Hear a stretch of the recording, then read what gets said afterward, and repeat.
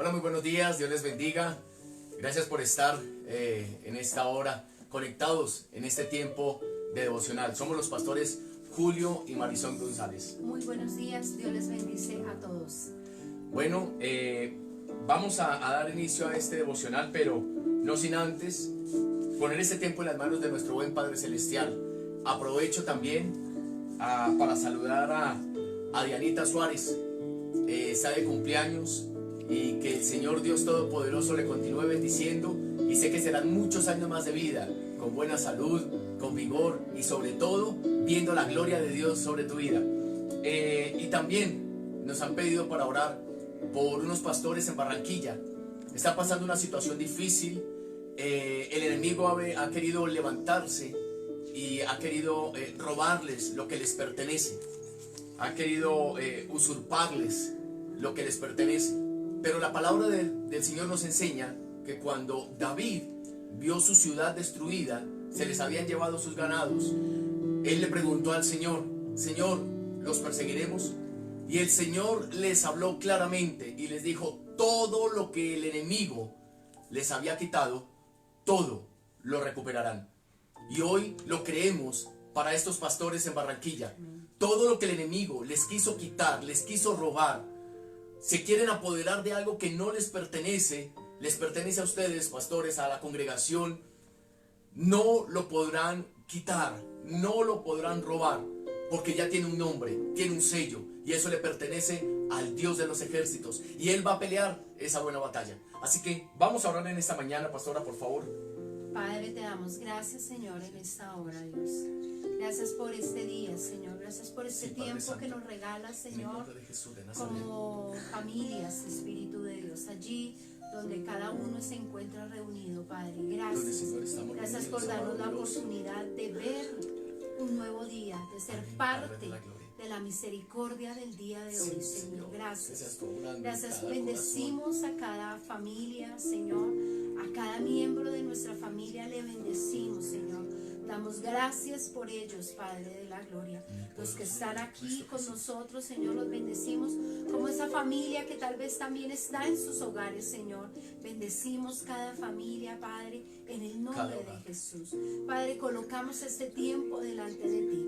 Tiempo, Señor, de recibir la palabra, Señor. De tener un tiempo contigo, un tiempo de quietud contigo. Un tiempo donde tú puedas hablar a nuestro corazón, Señor. Nos disponemos en esta mañana, Señor. Quebranta todo lo que no sea tuyo, todo aquello que quiera distraer, todo aquello que quiera robar tu gloria, todo aquello que quiera robar la atención para con las cosas tuyas, Señor. Todo aquello que quiera robar la paz, la tranquilidad de los hogares, Padre, hoy sale en el nombre de Jesús. Yo declaro que hay disposición de mente, de espíritu, de alma y de cuerpo, Señor, para recibir tu bendita palabra, Señor. Quebranta todo argumento humano, todo pensamiento natural, Padre de la gloria.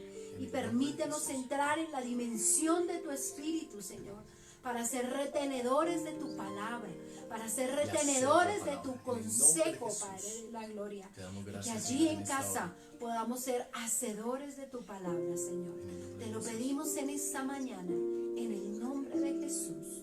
Amén y amén. Y pedimos por estos pastores en Barranquilla, Señor, para que tú les fortalezcas y los saques en victoria, Señor, de esta situación, de esta adversidad, porque sabemos, Dios, como lo dice la Escritura, estar quietos y ver que yo soy Dios, Señor, porque tú peleas esa buena batalla, Señor, y esto será para un testimonio grande y poderoso en el nombre de Jesús, porque es más poderoso el que está en nosotros que aquel que está en el mundo, Señor. Y esta propiedad, esta situación que está pasando, Señor, amado Dios, esto será para un testimonio glorioso, amado Rey, Señor, porque así como tú le hablaste a David, nada de lo que a ti te pertenece, el enemigo lo podrá robar. Y nada de lo que nos pertenece a nosotros, los hijos de Dios, a esta comunidad, a esta congregación, el enemigo no lo podrá robar, en el nombre de Jesús. Te damos gracias, Señor. Amén y amén. Y el día de hoy hemos querido titular este devocional las 4P del cristiano. Las 4P del cristiano. Y el día de ayer hablábamos acerca de pase al tablero. Y hoy queremos seguir con la temática de la escuela, de la enseñanza. Por eso quisimos colocarle como título las 4P del cristiano. ¿Cuáles son las 4P del cristiano? El proceso de la prueba produce paciencia. El proceso de la prueba produce paciencia. Esas son las 4P. El proceso de la prueba produce paciencia. Y en primera epístola del apóstol Pedro, capítulo 4, versículo 13, primera de Pedro 4, 13, dice: sino gozaos por cuanto sois participantes de los padecimientos de Cristo, para que también en la revelación de su gloria os gocéis con gran alegría. Nota ahí, amor, y también ustedes, cuando dice que habla de padecimientos, pero también al finalizar dice que nos gocemos con gran alegría. Eso suena como paradójico, ¿verdad? Versículo 14. Si sois vituperados por el nombre de Cristo, si sois bienaventurados, porque el glorioso Espíritu de Dios reposa sobre vosotros. Esa es la gran diferencia. Dice, si ustedes pasan una prueba, si son vituperados, los hijos de Dios, dice que sobre nosotros reposa, sobre ti reposa, sobre nosotros como familia, reposa el glorioso Espíritu de Dios. ¿Y qué es lo que hace el Espíritu de Dios en nosotros? Dice que donde está el Espíritu de Dios, allí hay libertad, hay poder, hay gozo, nos fortalece. Es el Señor el que nos fortalece.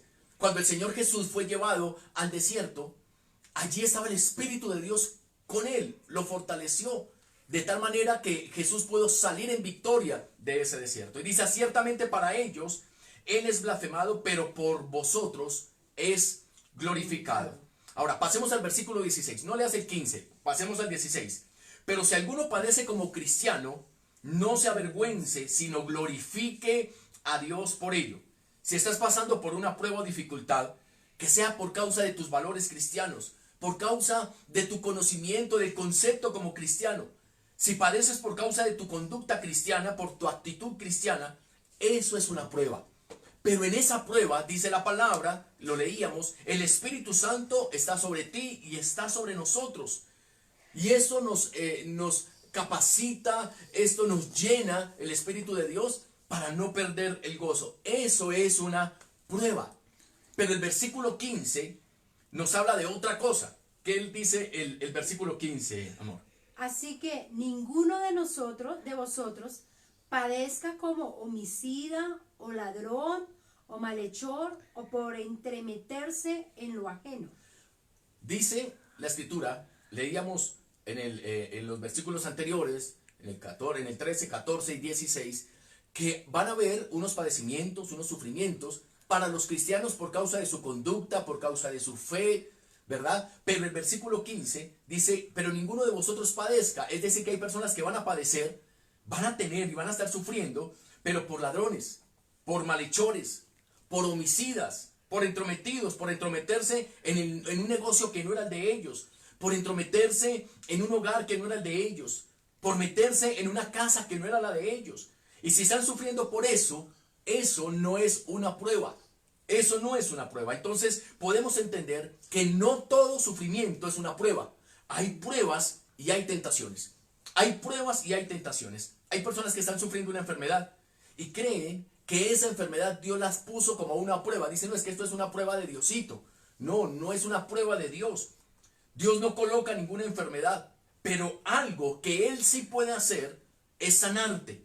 Y te puede sanar como un suceso, es decir, algo instantáneo, para fortalecerte y hacerte crecer en la fe.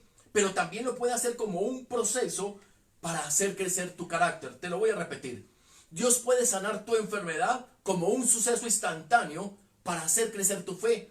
O lo puede hacer también como un proceso, algo progresivo, para hacer crecer tu carácter. Cualquiera que sea tu enfermedad física o tu enfermedad emocional, hay salud en Cristo Jesús. Puede venir la sanidad de una manera instantánea. Dios tiene el poder para hacerlo, pero también puede venir de una forma progresiva para que Dios forme en ti el carácter que quiere formar.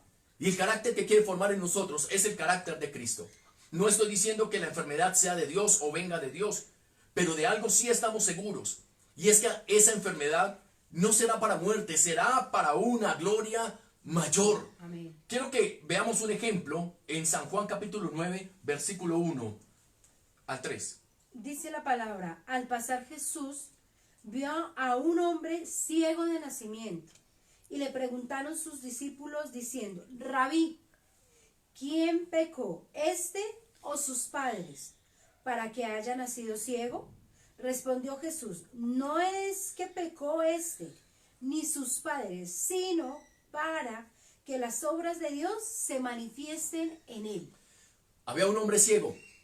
Nos cuenta el relato de la palabra, de ese acontecimiento. Y entonces los discípulos estaban buscando el por qué. Y le decían, Rabí, Señor, Maestro, explícanos. ¿Quién pecó para que le hubiese venido esta enfermedad, esta ceguera a este varón? ¿Pecó él o pecaron sus padres? Y el Señor deja claro que no era por causa o por consecuencia de un pecado, que tampoco venía de parte de Dios. Pero esto, dice la Escritura, dice esto no es que él haya pecado ni sus padres, sino para que las obras de Dios se manifiesten. Es decir, que para que esto fue para que la gloria de Dios se manifestara, se convirtió en la mejor oportunidad, en el mejor escenario para que la gloria de Dios se manifestara. Todo lo que tú estás pasando en las manos de Dios es para una gloria mayor. Ahora, de esta porción bíblica aprendemos también algo. Todo el tiempo nosotros decimos que para que las obras de Dios se manifiesten en cuanto a la sanidad física como tal.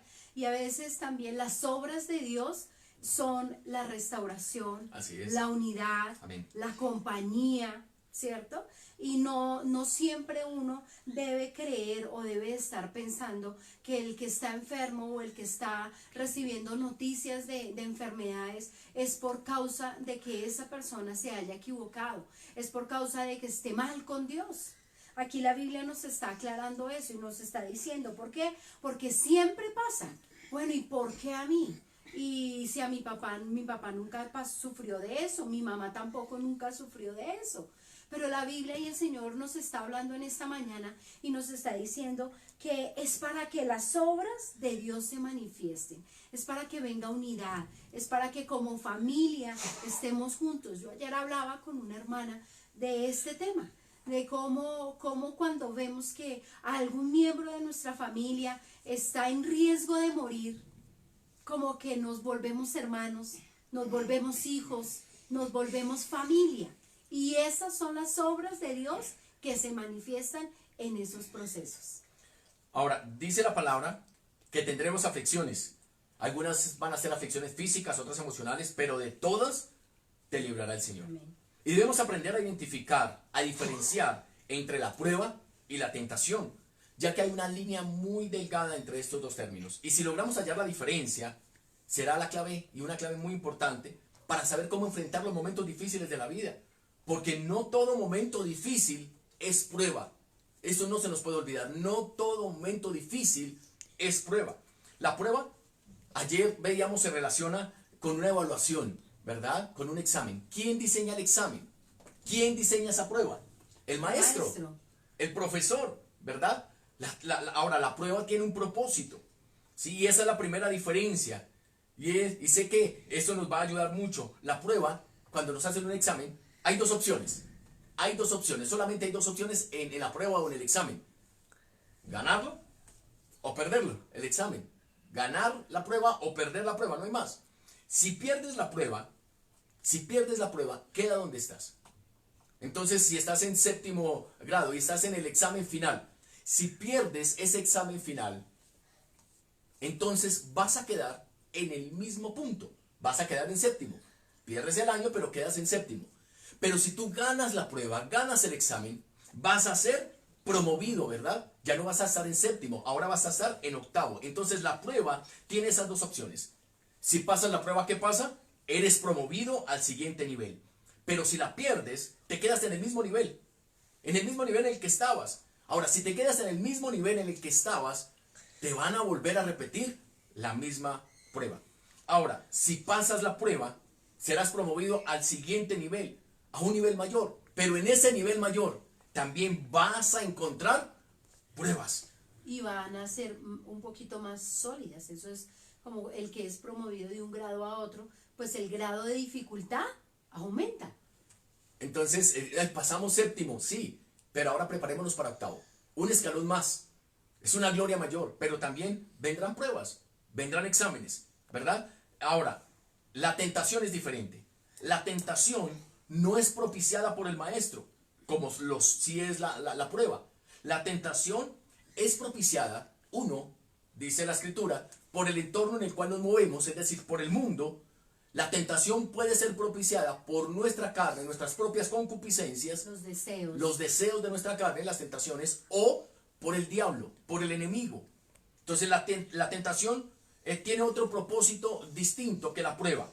En la tentación, en la prueba, entonces, si lográbamos sobrepasar la prueba, íbamos a un nuevo nivel. Si perdíamos esa prueba o ese examen, quedábamos en el mismo nivel. En la tentación no sucede así.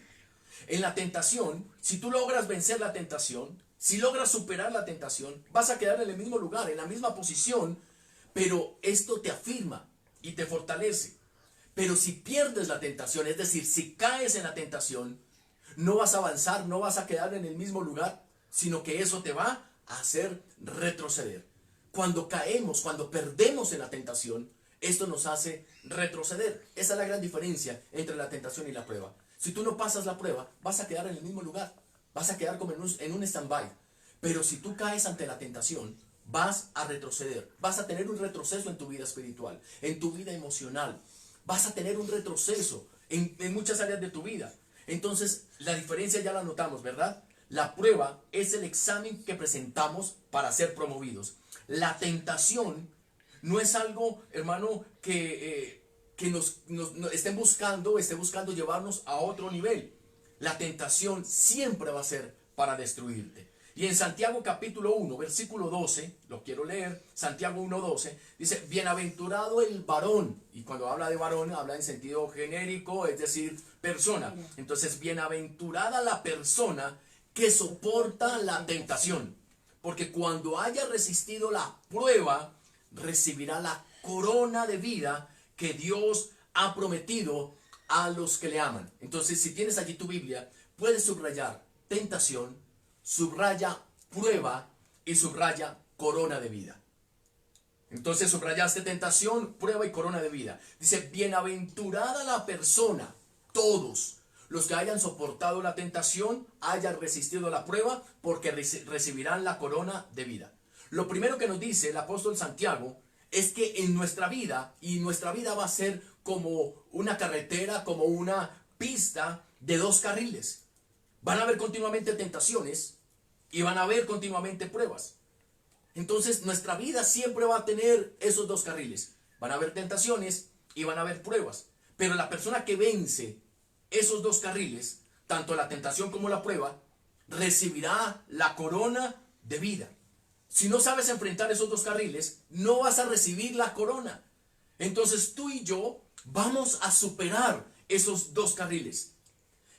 Cuando hablamos de tentación, como que decimos, no, es que los que son tentados son los pecadores. Todos somos tentados. El Señor Jesús fue tentado en todo, dice la palabra, pero Él no cayó en la tentación. Él fue probado y superó la prueba. Él pasó el examen. Y dice que después regresó en el poder del Espíritu Santo.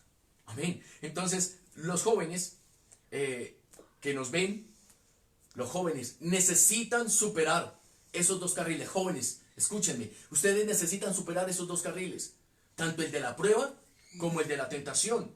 Nosotros los viejos creemos que la tentación solamente es para ellos, los jóvenes, pero todos, mientras vivamos, mientras estemos en la tierra, vamos a enfrentarnos tanto a las pruebas como a las tentaciones, porque lo dice Santiago. Dice, bienaventurada la persona que pudo soportar, que pudo superar las tentaciones y también las pruebas. Y el versículo 2 dice, hermanos míos, tened por sumo gozo cuando os halléis en diversas pruebas. ¿Te acuerdas lo que leíamos hace un momento cuando dice que si sois vituperados por la causa de Dios, entonces debemos estar ¿cómo? Gozosos, Sí. alegres. Y aquí mira lo que dice la prueba. Hermanos míos, tened por sumo gozo cuando nos hallemos En diversas en pruebas. diversas pruebas. Versículo 3. sabiendo que la prueba de vuestra fe produce paciencia, trae un fruto la Subraya prueba. produce. Dice, allí dice la palabra, dice que la prueba produce.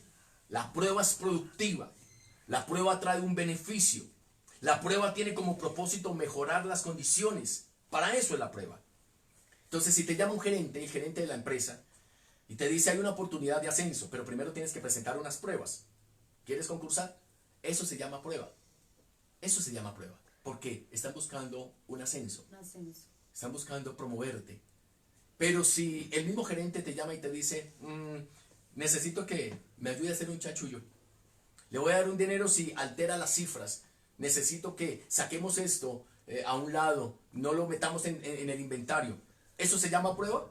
¿Eso sería una prueba? No. Eso es una tentación.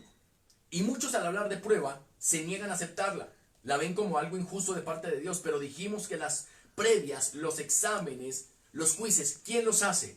El profesor, el maestro, el que te está formando. En este tiempo es nuestro Padre Celestial quien nos forma a cada uno de nosotros. Y mira lo que dice la palabra Salmos 11:5. Libro de los Salmos. Libro de los Salmos, capítulo 11, versículo 5.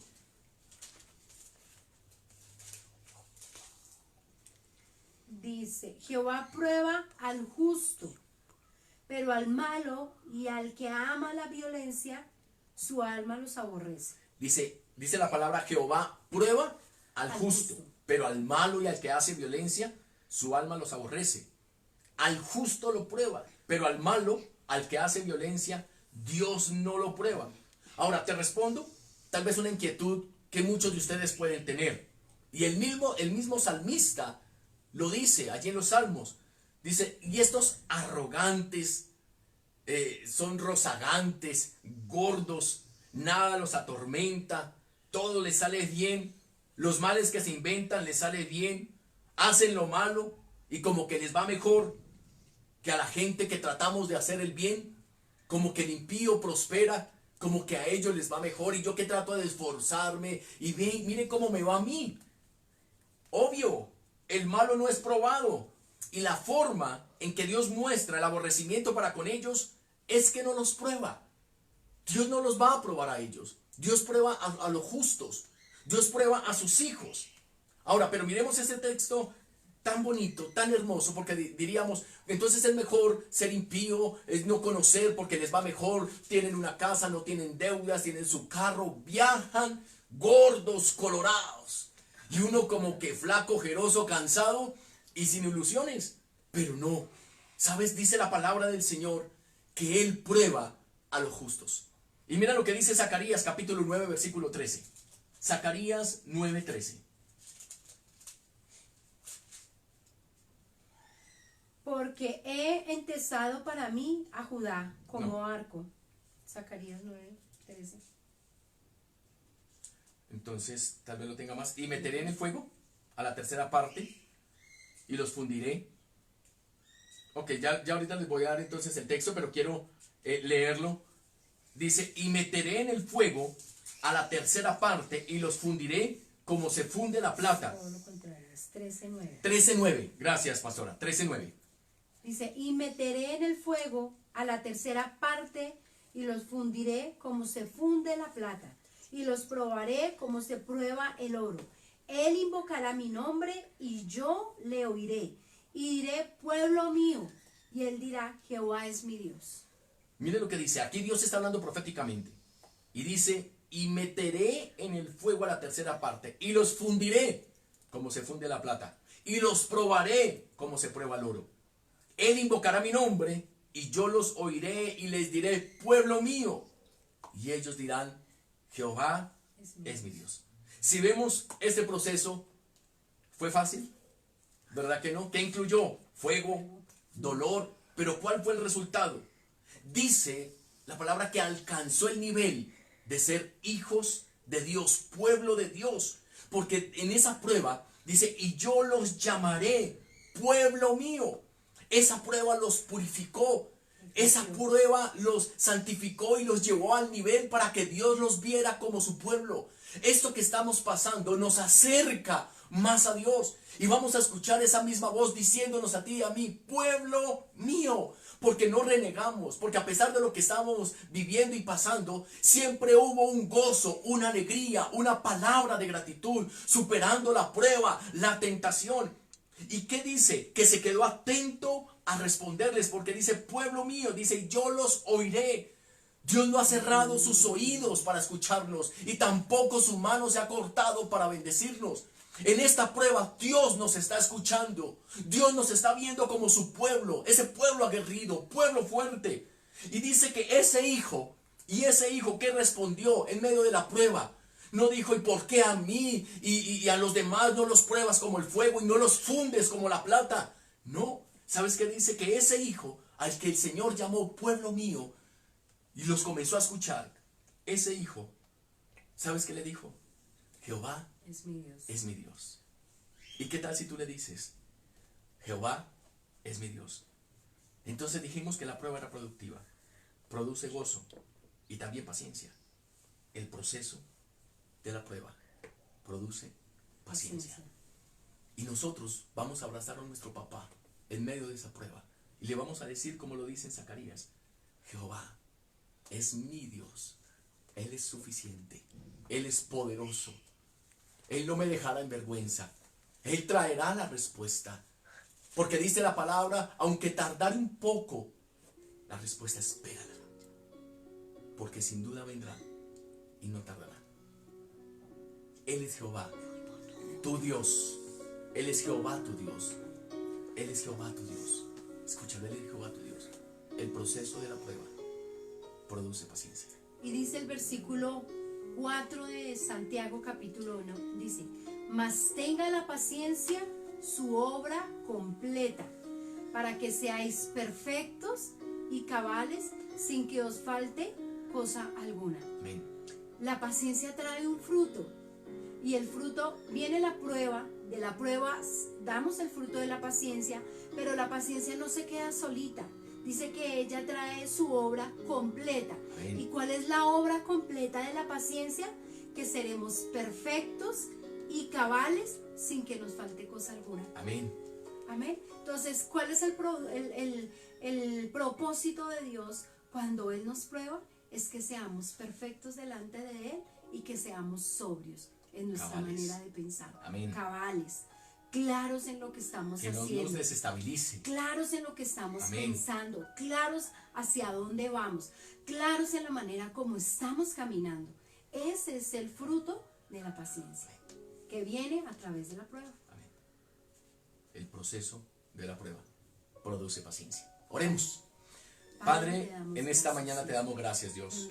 Gracias por tu palabra. Gracias, Señor, porque una vez más abre nuestros ojos para ver las maravillas de tu ley. Gracias por tu palabra. Gracias porque nos fortaleces. Gracias porque nos haces entender que aunque estamos en un proceso, en una prueba, nos estás purificando, nos estás preparando, Señor, y dice la Escritura que nos llamarás y nos llamas, pueblo mío. Y nosotros te llamaremos, Jehová es mi Dios, el suficiente, el Dios todopoderoso, el que no se ha olvidado de nosotros, no se ha olvidado de ti, el que te escucha, porque allí lo dice en Zacarías, y oiré a mis hijos, oiré a mi pueblo. Gracias, Dios, porque este tiempo es donde has inclinado tu oído hacia nosotros, Dios. Gracias, papá, porque nuestra oración tiene cabida a los cielos, Señor, y tiene respuesta. Gracias, Señor. Jehová es mi Dios, y hoy lo decimos, Jehová es mi Dios, el suficiente. Jehová es mi Dios, el proveedor. Jehová es mi Dios, el sanador. Jehová es mi Dios, nuestro estandarte. Jehová es mi Dios, el que venga, Señor. Padre, Jehová es mi Dios, el que protege. Jehová es mi Dios, el que abraza. Jehová es mi Dios, el que consuela. Gracias, Señor. Te bendecimos en esta mañana. En el poderoso nombre de Cristo Jesús. A ti el honor y a ti la exaltación. Muchas gracias, papá. Gracias, Señor, en esta mañana. Y que sea hoy un día de gran bendición para cada uno de los que nos escuchan. Gracias te damos, Dios. En el nombre de Jesús. Amén. Y amén. Les amamos en el amor del Señor. Gracias por haber estado con nosotros en la sala de nuestra casa y por habernos permitido llegar allí hasta donde usted se encuentra, en su casa, en su sala, su habitación, en su oficina. Gracias. Si puedes compartir este mensaje, compártelo, porque yo sé que va a ser de gran bendición para aquel que lo escucha, para aquel que tal vez había creído que Dios era un Dios injusto, que se había olvidado. No se ha olvidado de ti, no se ha olvidado de nosotros. Jehová es nuestro Dios. Dios les bendiga, Dios les guarde. Bendiciones. Dios les bendiga a todos, que tengan un maravilloso día. Amén.